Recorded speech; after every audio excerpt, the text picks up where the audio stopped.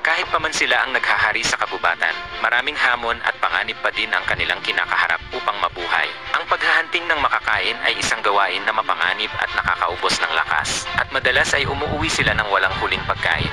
Minsan ay umaabot ng ilang araw o kahit linggo na walang huli. Lalo na tuwing panahon ng tagtuyot o kapag naapektuhan ng kalikasan ang dami ng mga mailap na hayop. Ang mapuruhan o ma-injury ng dahil sa paghahunting ay karaniwang nangyayari. Tulad ng nababaling paa, impeksyon mula sa kagat, o iba pang sugat na maaaring humadlang sa kakayahan ng isang predator na maghunting muli, na kadalasan humahantong sa dahan-dahang pagkamatay dahil sa pagkagutom.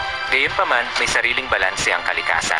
Ang balanse sa pagitan ng biktimang hayop at mga predators. Dahil kapag namamatay ang mga malalaking hayop na predators dahil sa gutom, kinakain naman ng mga maliliit na hayop ang bangkay nila. Dahil sa panahong buhay pa ang mga malalaking hayop na ito, wala silang kalaban laban sa mga ito.